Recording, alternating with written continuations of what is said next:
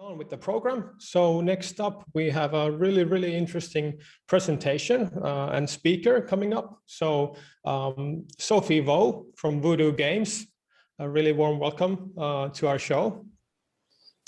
And Sophie will be talking about diversity as an asset. So really interesting stuff. So go ahead, Sophie. Thank you. Hi, everyone. It's a pleasure to be here. Good to be also on the Finnish scene and on a conference again. So let me share just my right screen here. Probably should see, and yes. So all is good, right? Yes. Thank you. So I'm here today to talk about how to build a diverse team.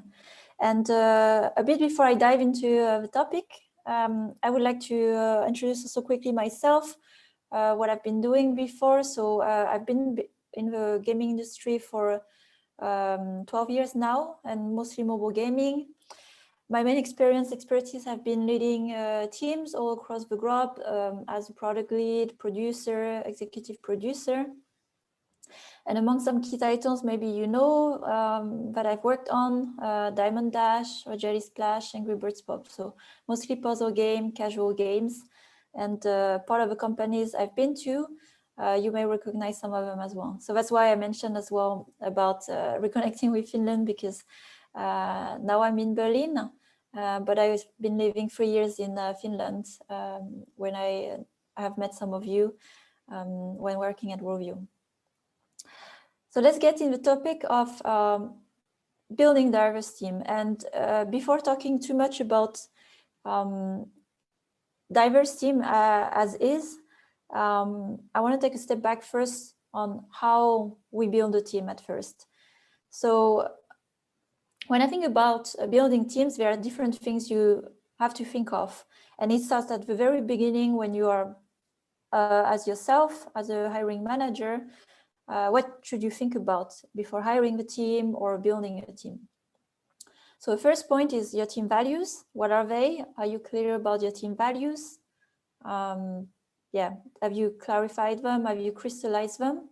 So that's one important point before you start to hire. Then the second point in a team thinking is team composition. And then role priorities. So what I mean by that, who do you need and when? So who should you hire first? How many? Junior, senior, intermediate, what roles and when?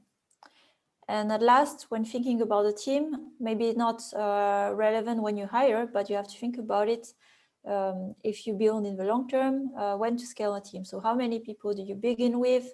When do you hire more? What are the signals when to hire, etc. But for the topic today, and this is where I wanted to give context, we will focus only on the team composition. And this is where I touch the topic also of diversity. So team composition. For me, I think about a team composition. So basically what I mean by that is who is in the team, what are the profiles, how many, etc. I think of it as really a fine balance, because if you have too much of one thing, then if you look at this this piece of the rocks and the piece of art, it will fall in one side. So it's a very fine balance to understand who do you need at first, and when you add more people, does it keep the balance or does it go too much in one way or another? So that's important to think of the composition of your team this way. And I want to start when I think about team diversity, about background diversity. So diversity is a very broad term, and I don't think we are specific enough these days in the industry when we talk about that, but it's a very broad term and I see it in different dimensions. So background is the first one. I mean by background could be your experience. So when you build a team, you hire people, what is the experience of people? Where are they coming from? What did they study? What kind of education? What kind of experience? And I give an example here of how I built my own team, where it was very important for me to not have too many people coming from the same background, the same company, for example, or maybe not having people who have worked at all on mobile games or free to play, because I want to have a different point of view or a different contribution in the team for innovation that is not with what I know already. Or maybe some people have more a background in, I don't know, science, cinema, psychology. These days, there are very, very diverse profile, and games is still a young industry. So it's very likely when you hire people in gaming that they started not from games as well. And the second dimension of diversity is what I call cognitive diversity. So different ways of thinking. And to me, this cognitive diversity goes beyond the race, the gender, the nationality, because there's the dimension of personalities. And if you do this exercise with your team, you will actually, I'm pretty sure you will see who goes where, in which boxes, more as personal and dominant traits. So in a room, you can see in a meeting, sometimes really people who are really down to facts, or people who have a lot of opinion and like wants to express a judgment, or people who are really keeping everything structured in time, or you have sometimes the wild contributor that just throws ideas, want to participate, but it may not be always actionable. And that is to say that when you see this happening in the room, it doesn't mean it's wrong. It just means you have people with different perspectives, different ways of thinking that contribute. So it's something to always keep in mind as well. Do you have enough diversity of thinking in your group? And a good sign to look at it is if people agree quickly on something, a complex decision, that's a sign already you are quite in harmony, in the same direction and way of thinking, than having people who have a divergent opinion that can actually reveal blind spots. But I'll come a bit later on that more specifically. But yeah, that's something to keep an eye on. And then, of course, one that is more obvious is cultural diversity. And here I wanted to show the mix also in my own team. So we are 14 people. And yeah, we have quite a lot of different nationalities. That was not intended. But the way I hire, I don't look so much really specifically gender, culture, nationality. It just happened to be. And I value a lot different people, personalities, as long as we share the same values. And then it happened to be that we are a cultural diverse team. But through culture, you can, of course, create a lot of diversity in your team as well. And I want to share here an example of how can it look like cultural diversity when you have a team. And I recommend a book, if you're interested in this topic, that is called The Culture Map by Erin Meyer. And she breaks down all the behavior you can have based on different culture or group of culture. And to give an example here, I like a lot like about emotional expression. And here, if you go more, I think of like in Europe, in the more south you go, the more emotionally expressive it is. As a French, I know it is as well. If you go to the south, Spain, etc. And I have spent time also in the Nordic countries, also in Germany, and I can say definitely it's true as well. But that doesn't mean it's wrong. So it's important to have awareness, acknowledgement when you have different cultures. What are the different behaviors that exist, and do they have an origin based on the culture and education of people? Same with confrontation. It's actually quite interesting. And I have experienced it as well with a very multicultural team, to respect as well people who are more at ease with being confrontational conflicts. So I have Dutch people, for example, in my team, very, very forward. But I have also Asian people in my team. So more on this side of the spectrum.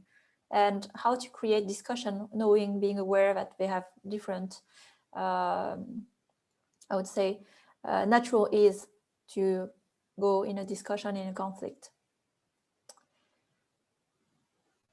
And at last, when I think about diversity, there's gender diversity.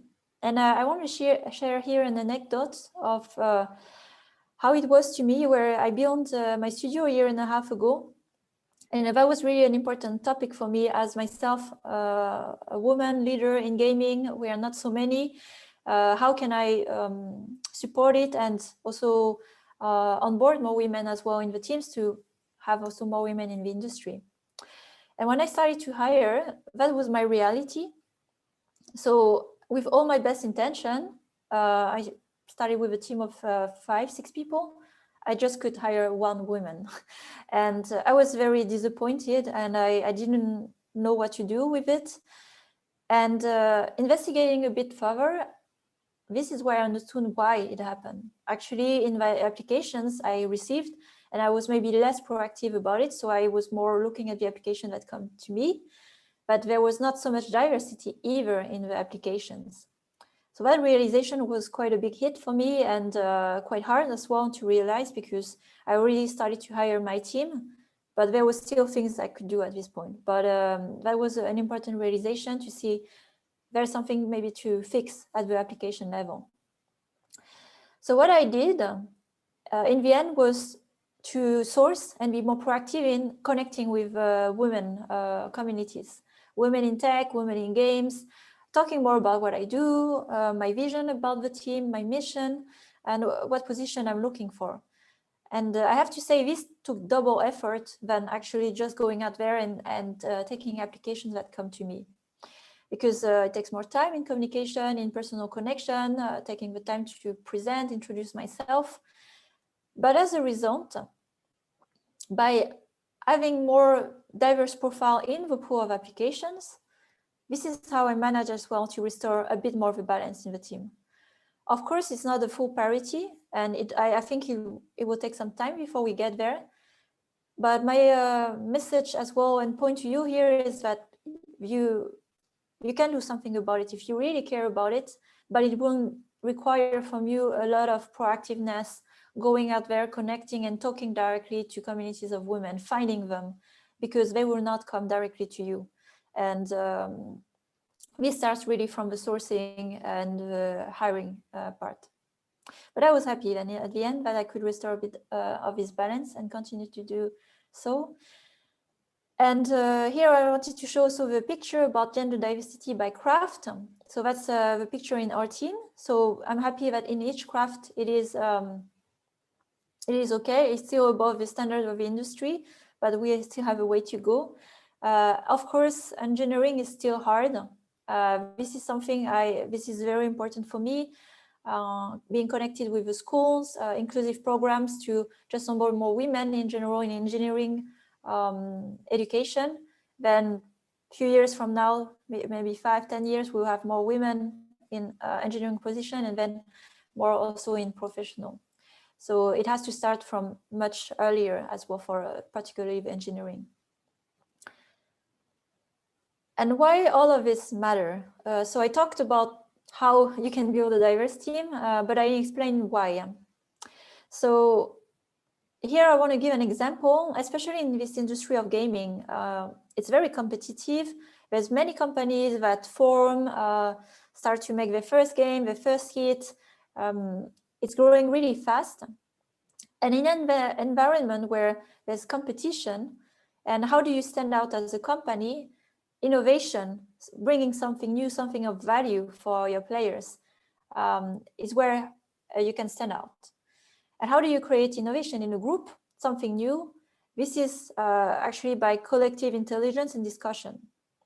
And I want to share this example here where you see these little guys here. They're guys, and they come from maybe from the same background. They're product manager from big game companies, and they are looking for a solution for a problem. I don't know, our game has a lower retention. How do we fix it? They found a solution. And here comes a new challenger, this woman here, and she is from a different peak. She sees different things. And then she starts to say, hey, guys, have you thought about this? Because this is something I see from where I stand, and I think it could work. And what happened here for the group who has all agreed quickly, they start to question the decision and like, hey, we haven't thought about it. What if it's better? Let's try. And by trying, actually, by incorporating another point of view, this is where they stand with an even better solution than the initial one when they were here, because they had different point of view that make them question, the status quo, or what their core beliefs, and they evolve together as a group. So this is to illustrate that, especially in an environment where you want to come with really the most creative, the best solutions, actually having too much harmony and too much homogeneity in a group is not serving actually what you try to achieve, especially for creative games, innovation. And really, this is the key. When you have diversity, you have just more different ways of thinking and different way of finding solutions, whether they are on your product, on how you work, how you interact with people, and how you do things overall.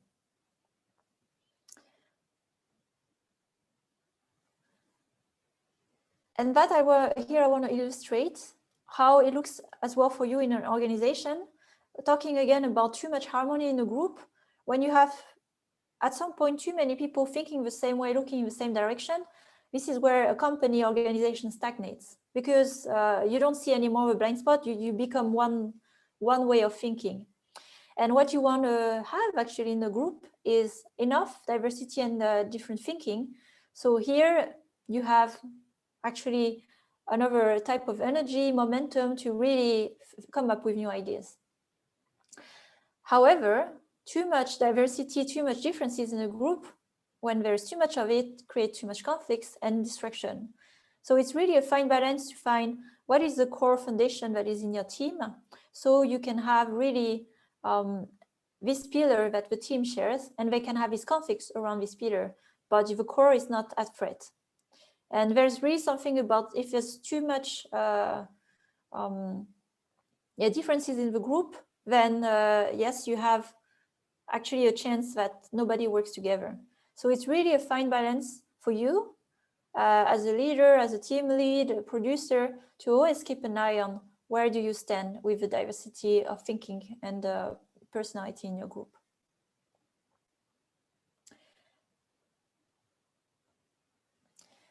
So now we talked about how to get to the diverse team, and I'm happy to go more in details through the Q&A. Now what? What do you do with this? And I want to go more in some topics that can happen actually when you have a diverse team. So here I did this a year and a half ago before I formed my team. So I knew that I would have actually quite a diverse group because I put intention in it. And I didn't want us to go, if you remember my chart, in the distraction side, where we wouldn't understand at all each other and couldn't work together. So I created a handbook, a team handbook that I call DNA handbook, Do Not Assume. And the idea here was that I wanted to explain that we are working in a very complex environment, and a lot of times we assume a lot of things from each other. And especially in a multicultural context or a diverse team, let's not leave it to chance at all. Let's be super explicit about how we make decisions, how we do things, and not leave it to chance or misunderstanding. So I created this whole handbook of, I don't know, 50, 60 pages to go all over our processes and how we do things to make it very explicit for the rest of the team. And it's a document that I continue to iterate based on how we work. But here's some example of what I clarify in my team handbook. Is here you can see where our team is and the spectrum. So this is something I explained to our team to give just more awareness about our cultural differences. And I make it clear here that we as a team, we prefer to work with direct negative feedback, because it is even more complicated if we assume and leave it to indirect, because we don't know then when people want to say something and they actually cannot say it. Of course, we have safe channels where people can give negative feedback, but the prioritized type of communication will always be able to give direct negative feedback. So for people who are from a culture that is more in indirect negative feedback, they don't take it personally if they receive a direct negative feedback. They understand why it happens. It's more for effectiveness and communication in the group.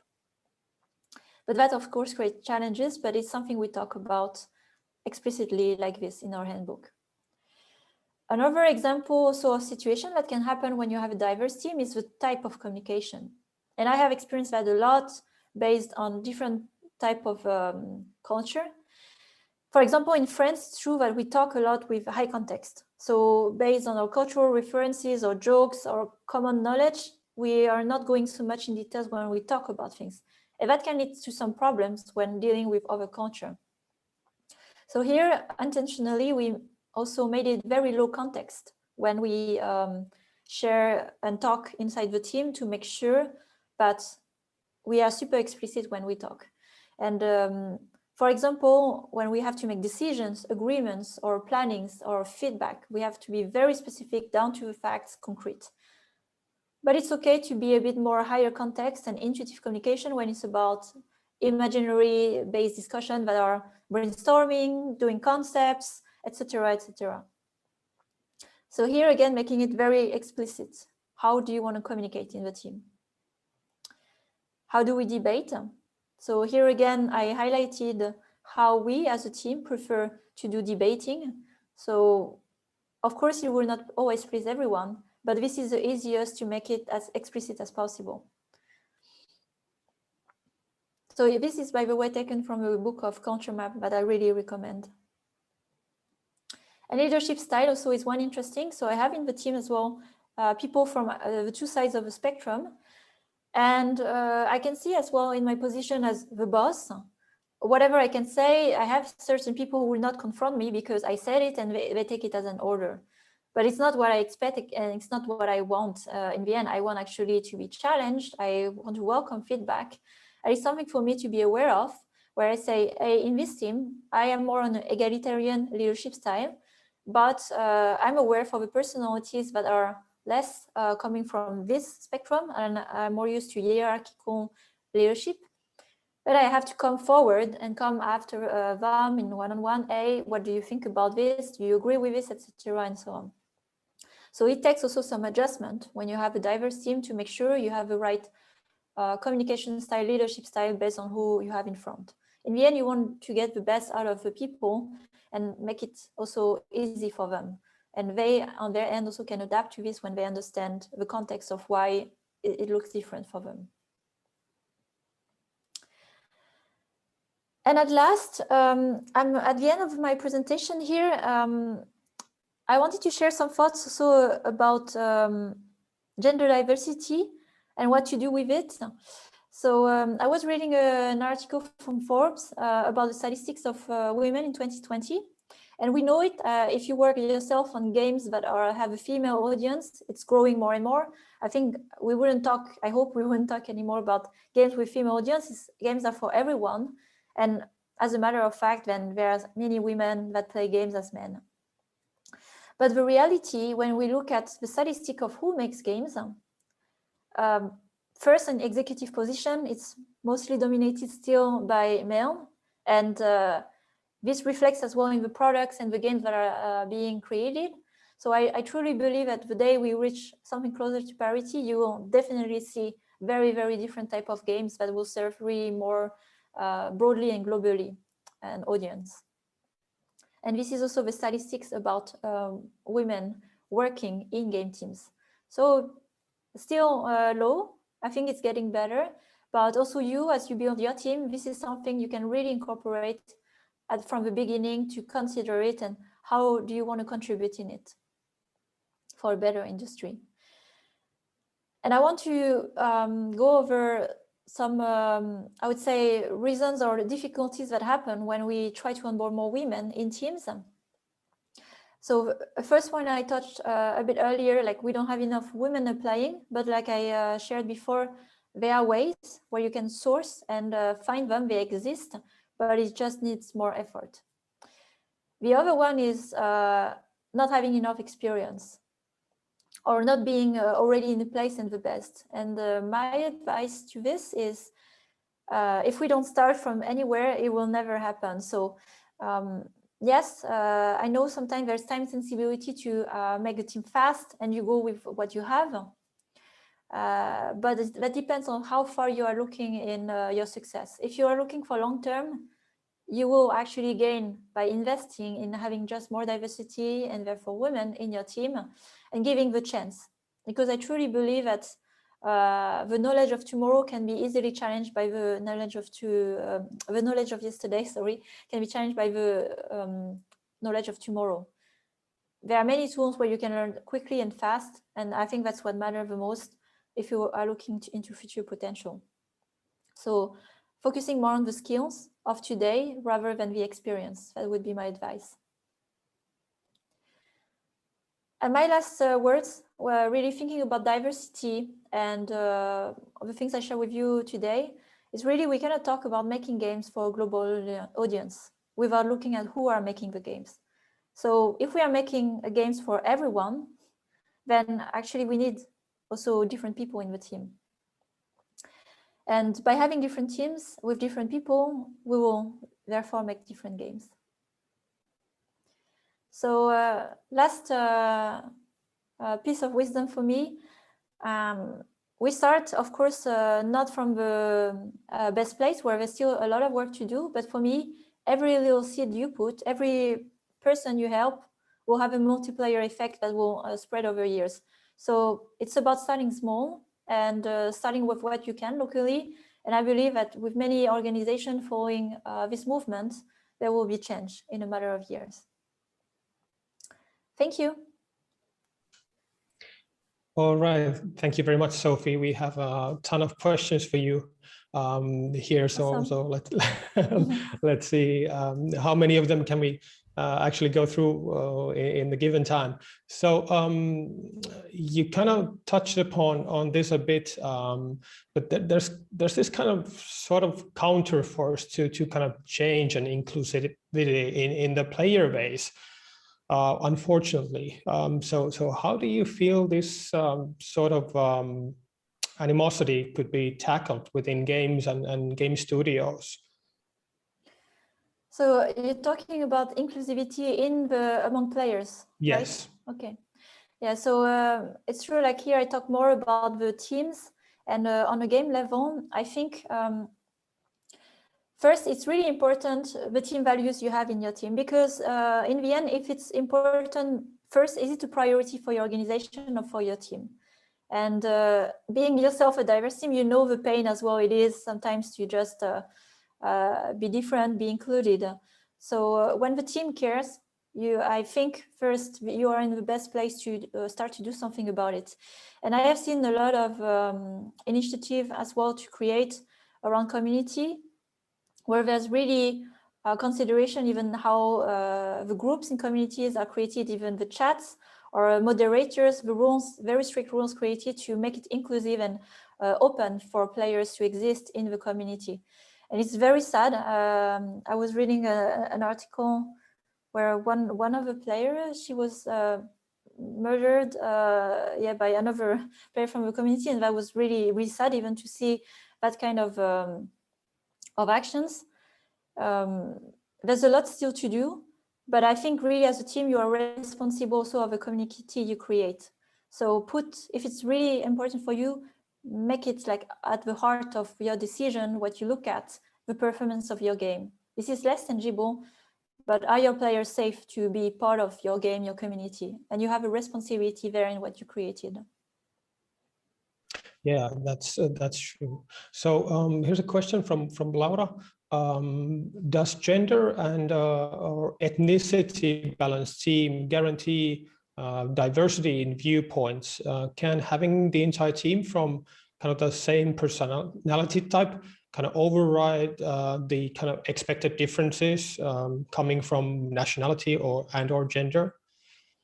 Yeah, see, if I get the question right, even if there's no nationality differences, personality differences can also create diversity in the team. Is that the question? I think so. Yeah, okay. So yes, in the end, what I share, there are many ways of seeing diversity, and I don't think it's just, again, in gender or cultural differences. But a good sign is like when you are in a room and you are debating about something important, like, I don't know, which character do we do? Are you agreeing quickly? And if you see you're agreeing quickly, then maybe it's a sign you work well, of course, but you may miss some point of view. So if you don't have that in your team, I would really encourage always to look for different viewpoints outside of your team with different people. You don't need to have necessarily the person in the team if you are not in the setup, but it's really about having different ways of thinking to help you see the blind spot and make you make the best decision. Yeah, but then there's one about HR. So at least I've seen that the HR has evolved quite a lot in game companies during the past few years. So any kind of concrete advice for HR managers out there and people making hiring decisions, kind of with respect to diversity? Obviously, you've written this great book on the matter, but any kind of concrete advice? Where should you look at, and how should you approach like this the hiring process? Yes, so as I pointed, like I think at the sourcing, I truly believe like there's it could be good to start with really achieving a certain quota in the applications you get. So for example, you open a position, I don't know, artist, designer, check the diversity you have in the application. If you have 80%, 90% male, it's coming from just one place and you don't have actually. So I think a certain responsibility that the people's team can do is really making sure before we hire for this position, have we done the groundwork of sourcing enough diversity pool of talents in the application? And the second is really how do we create more dialogue, connection with, for example, women communities or other inclusive communities. And I really know now more schools, inclusive programs really to include more women, just diverse profiles in tech. And really by being more connected with them, this is early on where it will be easier, even the sourcing. So proactiveness in really connecting, hey, we are interested in the talents from your school. How can we work together when we have an open position? Can we pass it on to you? So really working hand in hand with schools and programs. Yeah, I agree. That's really, really important. Kind of being a game programming teacher myself, I kind of see the lack of diversity in applicants and students there in engineering, as you kind of pointed out in the beginning.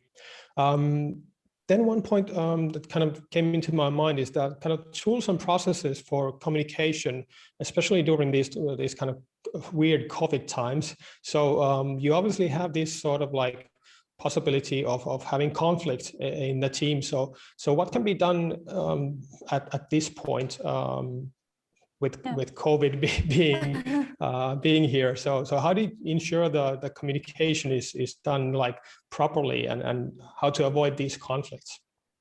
Yeah, it's a very good point. I think with work from home, it makes it even more difficult because you see really a partial picture of how people feel, how they are. So from my experience with conflicts, so behind conflicts actually also they become really uncomfortable or go bad when you don't have the trust established in between the people and the team. So with the context today, we have used, for example, Discord in our team to create, simulate the feeling of where you, tap on the shoulder of your neighbors, like, hey, so people are hanging out in Discord rooms, like each person has a room. And then we just jump in without asking permission. Hey, can I talk to you? And like, hey, I want to talk about this. So it creates a bit more of this spontaneous discussion during the day to create still the connection in the team. So that's one thing that can help when I say like really building the trust, more daily communication. And when there are really conflicts, my philosophy is always, if possible, face-to-face. So especially for difficult topics, you don't want to do it in a call or video call. So we are lucky, like where as remote, we live in the same city in Berlin, and often I have asked, sometimes for difficult topics to discuss, let's go for a walk. I mean, it's still allowed with our mask, and we walk side by side, but or let's take a coffee. Let's not make it so heavy when we have to talk about sometimes difficult things. And actually, it helps a lot. It makes it more casual. Then the person open up. Also, when you walk, a different type of thinking and even security comes to you. So be creative, basically, with the current rules. Find a way to meet how in a way and have this conversation with people. Yeah. Is there sort of like a golden rule to how much time and effort you should put on kind of managing the team and making sure everybody's feeling sort of at home in the team? So do you do like sort of like team development stuff, and how regularly you should kind of look into those things? It's yeah, it's a hard balance to find. I think at the beginning, I look at my own also time investment. At the beginning, I was 100% on that. Hiring, forming the team, creating the structure, making sure that people, I would say, start to build trust among them. So you can see it as a curve of investment where it starts really high and then over time it flattens and less. So maybe at the beginning it's 200% because you need to build the foundation, but what you try to build is also grow the people. So the team becomes autonomous, really get the mindset, the culture that you try to build, and they become themselves ambassadors and like are also keeping in check the culture you have tried to build. And now these days, it's so incorporated in the team that I have to say I'm 30% really involved there because they know, they understand, they know how to work together. And that's where you want to go as a manager or leader. Of course, that never happens, but to be as much as redundant as possible or stepping back. That's what you try to achieve. Yeah. All right. Hey, thank you so much, Sophie. It was a pleasure having you here on the show. Yeah, thank you. Thank you for the questions. Yeah, no problem. All right.